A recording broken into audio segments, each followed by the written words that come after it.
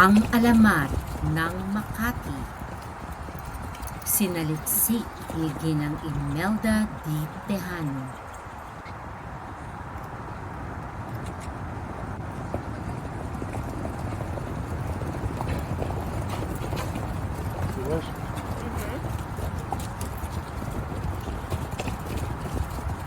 Ang alamat ng Makati, sinaliksik ni Ginang Imelda D.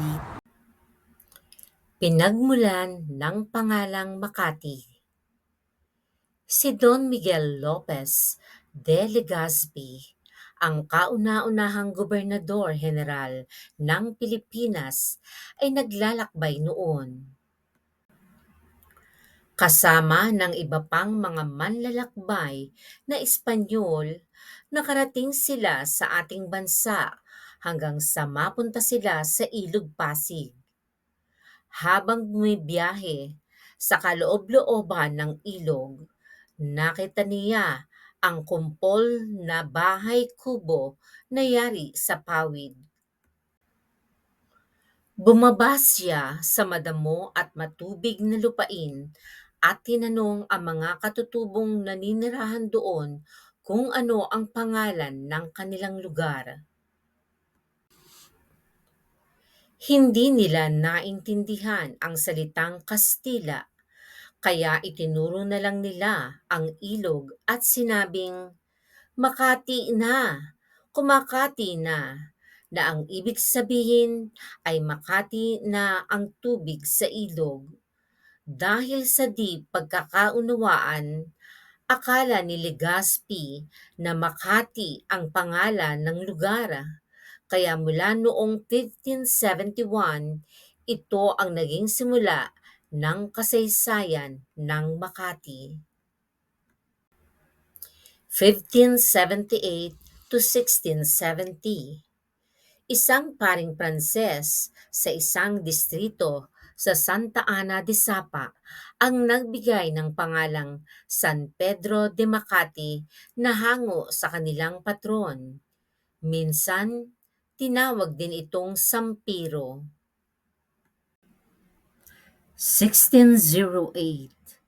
Ang San Pedro de Makati o Sampiro ay kumikita sa paggawa at pangangalakal ng mga paso o pottery making. 1890. Ang San Pedro de Makati ay pinagpasyahang maging pangunahing bayan ng Maynila. 1900. Nang matapos ang digmaan ng mga Pilipino at Amerikano, ang Makati ay nasa ilalim ng panguluhan ng munisipal. Hunyo 11, 1901, itinalaga ng Philippine Commonwealth Act No. 137 ang San Pedro de Makati bilang lalawigan ng Rizal. Makalipas ang 2 taon, isang administrador ang hinirang upang mamahala sa mga gawain sa komunidad. Pebrero 28, 1914, pinalitan ng Philippine Legislature Act No. 2390 ang pangalang San Pedro Makati ng Makati na siyang nanatiling pangalan hanggang sa kasalukuyan. 1937, itinayo ang Nelson Tower. Ito ang kauna-unahang paliparan o airport sa Southeast Asia na matatagpuan sa kanto ng Ayala Avenue at Paseo de Rojas na kung tawagin ngayon ay Ayala Triangle. 1956, itinayo ang Makati Commercial Center. 1962, nagpagawa ng isang gusali para sa mga lokal na administrador ng Makati sa pamamahala ni Mayor Maximo Estrella.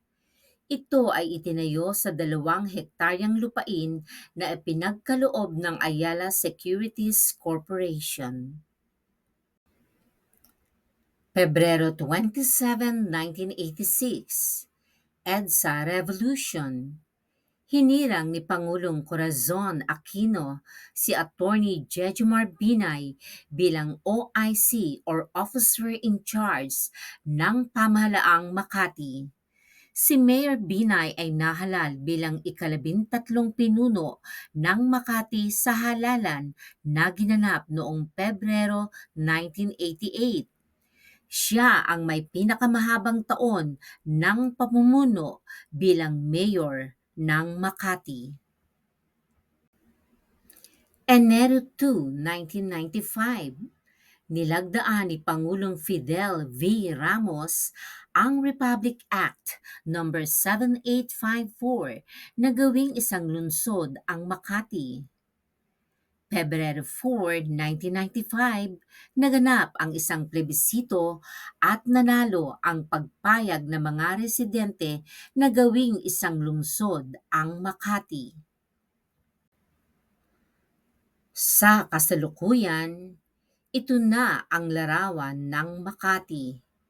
Itinuturing itong pinakamayamang lungsod sa Pilipinas. O sige, sana ay marami kayong natutunan sa araw na ito. Hanggang sa muli, paalam!